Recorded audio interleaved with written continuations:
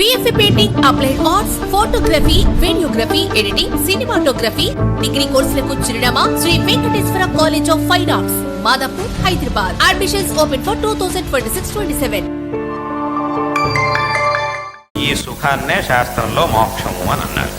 అటువంటి మోక్ష సుఖం మోక్షం అంటే ఏమిటి? విడుదల అని అర్థం. విడుదల అంటే ఏమిటి?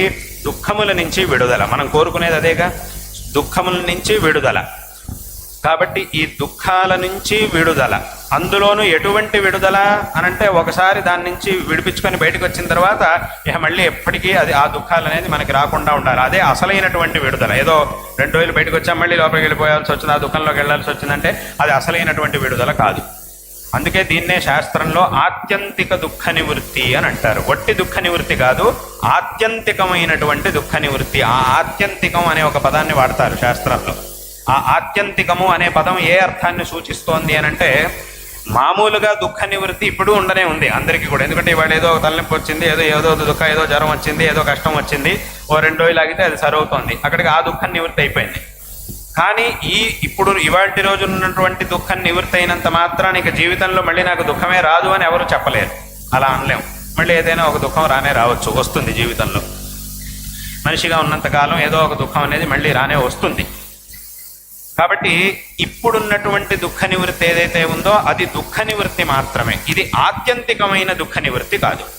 ఆత్యంతికము అనేటటువంటి పదం ఏ అర్థాన్ని సూచిస్తోంది అనంటే, ఏ దుఃఖ నివృత్తి తర్వాత మళ్ళీ ఇంకెప్పుడు కూడా దుఃఖం అనేది మనల్ని స్పృశించదో, మనకి రాదో, అటువంటి దుఃఖ నివృత్తిని ఆత్యంతిక దుఃఖ నివృత్తి అని అంటారు. అంటే ఈ దుఃఖ నివృత్తి అయిపోయిన తర్వాత ఇంకా మళ్ళీ ఎప్పుడు కూడా దుఃఖం అనేది మనకి రాదు అనేటటువంటి స్థితి ఏదైతే ఉంటుందో దాన్నే ఆత్యంతిక దుఃఖ నివృత్తి అని శాస్త్రంలో చెప్పారు. ఇప్పుడున్నటువంటి దుఃఖ నివృత్తులు ఏవైతే ఉన్నాయో, దుఃఖం నివృత్తి చెందడం అంటే ఏదైతే ఉందో, ఆ దుఃఖ నివృత్తి తర్వాత కూడా మళ్ళీ దుఃఖం రావడానికి అవకాశం ఉంది. కాబట్టి ఇది ఆత్యంతిక దుఃఖ నివృత్తి కాదు. ఆత్యంతికమైన దుఃఖ నివృత్తి అంటే ఏ దుఃఖ నివృత్తి తర్వాత మళ్ళీ ఇంకా దుఃఖం రావడానికి అవకాశమే లేదో అటువంటి దుఃఖ నివృత్తిని ఆత్యంతిక దుఃఖ నివృత్తి అని అంటారు. అదేవిధంగా శాశ్వతమైనటువంటి సుఖప్రాప్తి, శ్రేయప్రాప్తి, సుఖప్రాప్తి అనేది ఏదైతే ఉందో ఆ ప్రాప్తినే, ఆ సుఖప్రాప్తినే శాస్త్రముల్లో మోక్షము అని అన్నారు. కాబట్టి అక్కడికి ఏమైంది అనంటే, జనాలందరూ కూడా ఏ సుఖాన్నైతే కోరుకుంటూ ఉన్నారో దాన్నే శాస్త్రంలో మోక్షం అన్నారు అనే మాట జనాలకి తెలియదు అంతే. దీనికే శాస్త్రం ప్రకారం మోక్షం అని పేరు అనే ఒక్క విషయం జనాలకు తెలియదు అంతే తప్ప, వాస్తవంగా జనాలందరూ కోరుకునేది మోక్షాన్నే. వాళ్ళకి తెలిసి దీన్నే మోక్షం అంటారనే మాట వాళ్ళకి తెలియకపోయినా కూడా వాళ్ళు కోరుకుంటున్నటువంటి సుఖం ఏమిటి అని అంటే అదే మోక్ష సుఖము. కాబట్టి అక్కడికి ఏమైంది అని అంటే, ఈ మోక్ష సుఖం అనేది ఏదైతే ఉందో అది శాశ్వతమైనటువంటిది. ఎందుకు శాశ్వతం?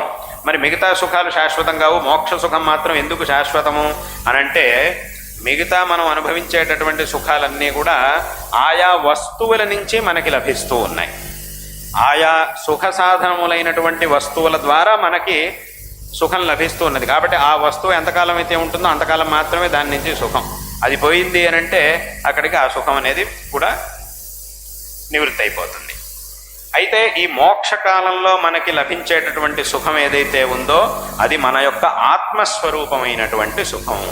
అందుకే మన యొక్క ఆత్మ అనేది పరబ్రహ్మస్వరూపము. దీన్నే శంకరాచార్యులు వారు ఉపదేశించారు. నీ యొక్క ఆత్మ ఏమిటి అనేదాన్ని నువ్వు తెలుసుకోవాలి. నీ స్వరూపం అనేది ఏదైతే ఉందో దాన్ని నువ్వు తెలుసుకో అంతే తప్ప ఎక్కడెక్కడికో బాహ్యమైనటువంటి ప్రపంచంలో నువ్వు సుఖం కోసం ఎంత వెతికినా కూడా అది నీకు లభించదు. నీ యొక్క ఆత్మస్వరూపమైనటువంటి సుఖం ఏదైతే ఉందో దాన్ని నువ్వు పొందేటటువంటి ప్రయత్నం, దాన్ని నువ్వు చక్కగా తెలుసుకునేటటువంటి ప్రయత్నాన్ని చేసినప్పుడు అది పరిపూర్ణమైనటువంటి సుఖం నీకు లభిస్తుంది. అందుకే ఈ ఆత్మని శాస్త్రంలో సచ్చిదానంద స్వరూపం అని అన్నారు. సచ్చిదానంద స్వరూపం అంటే ఏమిటి? సత్స్వరూపం, చిత్ స్వరూపం, ఆనంద స్వరూపం అని 3 అంశాలు అక్కడ ఉన్నాయి. సత్స్వరూపం అంటే ఏమిటి? అస్తిత్వం. ఏదైనా ఒక వస్తువు ఉన్నది అని మనం చెప్పగలుగుతున్నాము అనంటే ఆ పరబ్రహ్మ చైతన్యం వల్లనే మనం అలా చెప్పగలుగుతూ ఉన్నాం. కాబట్టి అది సత్స్వరూపం. అలాగే చిత్ స్వరూపం. చిత్ స్వరూపం అంటే, చిత్ అంటే సంస్కృతంలో చైతన్యము అని అర్థం. ఆ చైతన్యం అనేది ఏదైతే ఉందో అది కూడా ఈ ఆ పరబ్రహ్మ యొక్క చైతన్యమే అందరిలోనూ కూడా వ్యాపించి ఉన్నది అనే మాటని శంకరులు విశేషంగా ఉపనిషత్తులు చెబుతున్నాయి. దాన్నే శంకరులు విశేషంగా తెలియజేశారు. అదేవిధంగా ఆనంద స్వరూపం, ఆనందం అనేది ఏదైతే ఉందో అది కూడా మన యొక్క ఆత్మస్వరూపమే. కాబట్టి ఎప్పుడైతే దాన్ని మనం తెలుసుకుంటామో అది మనకి పరిపూర్ణంగా లభిస్తుంది. ఈ ఆత్మస్వరూపమైనటువంటి సుఖం కాబట్టి అది ఎప్పుడు కూడా మన ఆత్మ మనం వదిలిపెట్టి ఎక్కడికి వెళ్తుంది? ఆత్మ అంటే దాని అర్థం ఏమిటి?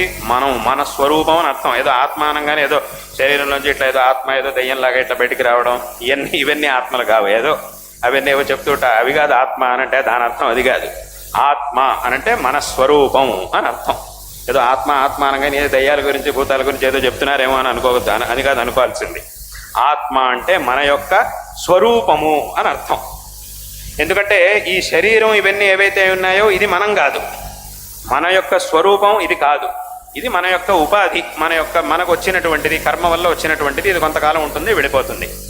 కానీ దీన్ని నడిపించేటటువంటిది ఏదైతే ఉందో అది దాన్నే ఆత్మ, దాన్నే చైతన్య స్వరూపమైనటువంటి ఆత్మ అని అంటారు. కాబట్టి ఇక్కడ ఆత్మ అనంటే మన యొక్క ఈ శరీరంలో ఉండేటటువంటి చైతన్యం.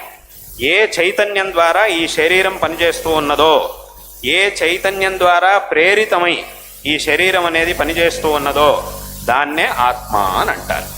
అది ఎటువంటిది అని అంటే సచ్చిదానంద స్వరూపం అయినటువంటిది, అది ఆనంద స్వరూపం అయినటువంటిది. అదేమిటండి మా ఆత్మ ఆనంద స్వరూపం అని ఎలా తెలుస్తుంది? అదేమిటి అది ఆనంద స్వరూపం అని ఎలా అని కొంతమందికి అనిపిస్తుంది. దీన్ని తెలుసుకోవడానికి చాలా సులభమైనటువంటి మార్గం ఏమిటి అని అంటే, ఇప్పుడు నిద్రపోతూ ఉన్నప్పుడు చాలా సుఖంగా ఉంటుంది అందరికీ, అందులో ఏమాత్రం సందేహం లేదుగా. అందరికీ కూడా నిద్రాకాలంలో ఎంతో సుఖంగా ఉంటుంది, చాలా సుఖం. ఆ సుఖం ఎక్కడి నుంచి వస్తుంది? లోకంలో ఏదైనా భోగ్య వస్తువు ఉన్నప్పుడు దానివల్ల ఏదైనా తింటే ఏదో ఆనందం, ఏదైనా వింటే ఆనందం, ఏదైనా చూస్తే ఆనందం, ఏదైనా పని చేస్తే ఆనందం, ఇలా భోగ్య వస్తువుల నుంచి ఆనందాలు వస్తూ ఉన్నాయి, అది ఉంది. మరి నిద్రపోతూ ఉన్నప్పుడు ఏం చూస్తున్నాడు, ఏం తింటున్నాడు, ఏం వింటున్నాడు, ఏం చేస్తున్నాడు? ఏమీ చేయట్లే. ఏమీ చెయ్యకపోయినా కూడా చాలా ఆనందంగా ఉంది. మరి ఆనందం ఎక్కడి నుంచి వస్తుంది? అక్కడికి ఏమైందంటే ఆనందం అనేది ఏదో చేస్తే వచ్చేది కాదు, చేస్తే కూడా వస్తుంది, అది వేరు. కానీ అసలైనటువంటి ఆనందం ఎక్కడుంది అని అంటే మన యొక్క ఆత్మస్వరూపంలోనే ఉంది. కాబట్టే ఆ సుషుప్తి అంటే ఆ నిద్రావస్థలో ఎంతో ఉత్కృష్టమైనటువంటి ఏ విధమైనటువంటి సాధనములు ఏవీ లేకపోయినా కూడా ఆ ఆనందం అనేది విశేషం. అందులోనూ ఒక పెద్ద మహారాజు అయినా సరే, ఒక సామాన్యుడైనా సరే, ఒక ధనవంతుడైనా సరే, ఒక పేదవాడైనా సరే నిద్రావస్థలో ఉన్నప్పుడు మాత్రం ఆ ఆనందం అనేది ఇద్దరికీ కూడా సమానంగా ఉంటుంది. అందులో ఏ విధమైనటువంటి తేడా ఉండదు.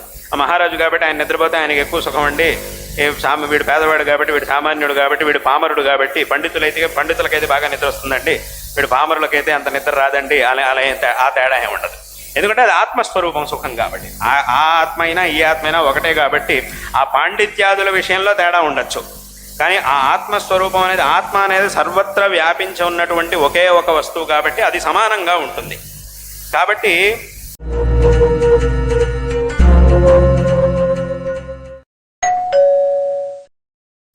ఆ ఆత్మస్వరూపమైనటువంటి సుఖం ఏదైతే ఉందో అది మనకి ఒకే విధంగా భాషిస్తూ ఉంటుంది ఆ నిద్రావస్థలో. అంటే ఈ నిద్రావస్థను ఎందుకు ఉదాహరిస్తున్నాము అని అంటే ఆ ఆనందం ఎలా ఉంటుంది అనేదాన్ని ఉదాహరించడం కోసం, ఒక దింగ్మాత్రంగా చూపించడం కోసం దీన్ని శాస్త్రంలో విశేషంగా చెప్పారు. అయితే ఒకటి నిద్రపోతూ ఉంటే సరిపోదుగా, అలాగని ఎప్పుడు 24 గంటలు నిద్రపోవడం అనేది ఎవరి వల్ల సాధ్యం కాదు. 10 రోజుల పాటు ఎవరు నిద్రపోలేరు. అట్లా ఏమవుతుంది, కొంతసేపు నిద్రపోతారు, తర్వాత మళ్ళీ ఆ కర్మ అనేది ఏదైతే ఉందో అది మనల్ని బయటికి తోస్తూ ఉంటుంది. చాలు ఇంకలే మళ్ళీ బయటికి వెళ్ళు, మళ్ళీ జాగ్రత్త అవస్థలోకి వెళ్ళు అని మళ్ళీ మనల్ని తోస్తూ ఉంటుంది. కాబట్టి ఏమవుతుందంటే యద్యపి నిద్రావస్థలో ఉన్నప్పుడు మన ఆత్మసుఖం మనకి లభిస్తోంది, కానీ అక్కడే మనం ఉండలేకపోతున్నాం. ఎవరు కూడా అక్కడ ఉండలేరు. అది స్థిరంగా ఉండడం కుదరట్లేదు. కాసేపు అయిన తర్వాత మళ్ళీ దాని నుంచి లే అని అది మళ్ళీ మనల్ని లేపుతోంది, బయటికి వెళ్ళమని చెప్తోంది. బయటకు వచ్చిన తర్వాత మళ్ళీ అది ఆ ఆనందం, ఆత్మస్వరూపమైనటువంటి ఆనందం అనేది ఏదైతే ఉందో అది మళ్ళీ కనుమరుగైపోతుంది. అంటే మళ్ళీ అలా బయటకు వచ్చినప్పుడు ఏమవుతుందనంటే ఆ ఆనందం కాస్త కనుమరుగైపోతుంది. మళ్ళీ వ్యవహారం, ఈ పనులు, ఈ తలనొప్పులు ఇవన్నీ కూడా ఉండనే ఉన్నాయి, ఈ దుఃఖాలు ఇవన్నీ. కాబట్టి అక్కడికి ఏమైంది అనంటే అసలైనటువంటి ఆనందం ఎక్కడుంది అనంటే జీవుడి యొక్క ఆత్మస్వరూపంలోనే, ఆ సచ్చిదానంద స్వరూపమైన ఆత్మలోనే అసలైనటువంటి ఆనందం అనేది ఉండేది. అయితే ఈ నిద్రావస్థలో ఏమవుతోంది, నిద్రావస్థలో కానీ అంటే అందరికీ అర్థం అవడం కోసం నిద్రావస్థ అని చెప్పాం అనేది ఏమవుతోందనంటే ఏర్పడి తొలగిపోయినప్పుడు సంపూర్ణమైనటువంటి సూర్యప్రకాశం మనకి లభించినట్టుగా సంపూర్ణమైనటువంటి దీన్నే పూర్ణానందము అని అంటారు శాస్త్రంలో. ఆ పరిపూర్ణమైనటువంటి ఆనందం మనకి లభిస్తుంది. అంటే మన ఆత్మస్వరూపమైనటువంటి ఆనందం మనకి లభిస్తుంది. అది మన ఆత్మస్వరూపమైన ఆనందం కాబట్టి ఇంకా అది ఎప్పుడు కూడా మనల్ని విడిచిపెట్టి ఎక్కడికి వెళ్ళదు. మన ఆత్మస్వరూపం, మన ఆత్మ మనల్ని వదిలి ఎక్కడికి వెళ్తుంది, అది ఎక్కడికి కూడా వెళ్ళదు. ఇంకెవరైనా అయితే మనకంటే భిన్నమైనటువంటి వస్తువు మనల్ని వదిలిపెట్టి వెళ్తుంది. నేను ఏదో ఊరిని వదిలిపెట్టి వెళ్తున్నా, ఇంటిని వదిలిపెట్టి వెళ్తున్నా అని చెప్పచ్చు. కానీ నేను వదిలేసి వెళ్ళిపోతున్నాను అని ఎవరు అనలేరు. ఎందుకంటే అలా వదలడం అనేది నేను కాబట్టి నేను వదలడం కుదరదు. కాబట్టి ఆ ఆత్మస్వరూపమైనటువంటి ఆనందం ఏదైతే ఉందో అది ఎప్పటికీ కూడా మనతోనే ఉంటుంది. ఆ అజ్ఞానం అనేది తొలగిపోయినప్పుడు సంపూర్ణంగా ఆ ఆనందం ఏ అత్యుత్కృష్టమైనటువంటి ఆనందాన్ని మనం పొందాలని కోరుకుంటూ ఉన్నామో, అదేవిధంగా ఏ శాశ్వతమైనటువంటి ఆనందాన్ని మనం పొందాలని కోరుకుంటూ ఉన్నామో అటువంటి ఆ ఆనందాభివ్యక్తి అనేది అప్పుడు మనకి విశేషంగా కలుగుతుంది. దీన్నే మోక్షము అని అంటారు. అక్కడికి మోక్షము అని అంటే ఏమిటి? ఈ అజ్ఞానం అంటే ఏదైతే మనకి సాంసారికమైనటువంటి దుఃఖములన్నిటి కూడా కారణమై ఉన్నదో ఆ అజ్ఞానాన్ని జ్ఞానము ద్వారా పోగొట్టి మన యొక్క వాస్తవ స్వరూపాన్ని మనం తెలుసుకొని మన వాస్తవ స్వరూపానికి మనకి మధ్యలో ఉన్నటువంటి ఈ ప్రతిబంధకాలు తెరలని అన్నిటినీ కూడా తొలగించుకొని పరిపూర్ణమైనటువంటి ఆత్మజ్ఞానాన్ని ఆత్మని తెలుసుకొని పరిపూర్ణమైనటువంటి ఆనందాన్ని పొందడం అనేదే మోక్షము అని అంటే. కాబట్టి ఇది శాశ్వతమైనటువంటిది, ఇది ఎప్పుడు కూడా ఉండేటటువంటిది, ఇది ఎప్పుడు కూడా మనల్ని వదిలిపెట్టి వెళ్ళదు. ఇప్పుడు ఉంది, మన ఆత్మస్వరూపం మనతోనే ఉంది, కానీ మనకి మధ్యలో తెర అనేది ఉన్నది, ఈ అజ్ఞానం అనే తెర ఉంది. ఇది తొలగిపోయినప్పుడు పరిపూర్ణమైనటువంటి ఆత్మానందానుభవం మనకు కలుగుతుంది. దీన్నే శాస్త్రంలో మోక్షము అని అన్నారు. అందుకే శాస్త్రంలో దీని గురించి చెప్పేటప్పుడు అన్నారు, మోక్షం కోసం ఎక్కడికో వెళ్లాల్సిన పని లేదు, నువ్వు ఉన్న చోట అత్ర బ్రహ్మ సమష్ణుతే అని ఉపనిషత్తు చెబుతూ ఉన్నది. నువ్వు ఉన్న చోటే నీకు మోక్షం అనేది లభిస్తుంది. ఎందుకంటే అసలైనటువంటి మోక్షం ఇది కాబట్టి ఇంకెక్కడికి వెళ్ళవలసినటువంటి పని లేదు. అంటే ఇంకా వేరే చోట్లకి వెళ్ళే మోక్షాలు ఉన్నాయి, వాటికి కూడా శాస్త్రంలో మోక్షం అని ఒక పేరు చెప్పారు. అయితే వాటన్నిటికంటే కూడా ముఖ్యమైనటువంటి అసలైనటువంటి మోక్షం ఏమిటయ్యా అనంటే ఇది ఈ ఆత్మస్వరూపాన్ని తెలుసుకోవడం అనేటటువంటి దాన్నే శాస్త్రముల్లో విశేషంగా చెప్పారు. కాబట్టి యథావత ఎందుకు చెప్పొచ్చామనంటే అందరికీ కూడా ఆ సుఖం కావాలి అనేటటువంటి కోరిక ఉన్నది, మోక్షం కావాలి అనే కోరికే అందరికీ ఉండేది. కానీ వాళ్ళకి తెలియదు నేను కోరుకునేది మోక్షాన్నే అని, నేను కోరుకునేదాన్నే శాస్త్రంలో మోక్షం అన్నారు అనే మాట జనాలకి తెలియదు. అంతే తేడా. కానీ అందరూ కూడా తెలుసు కోరుకునేటటువంటి సుఖం అనేది మోక్ష సుఖమే.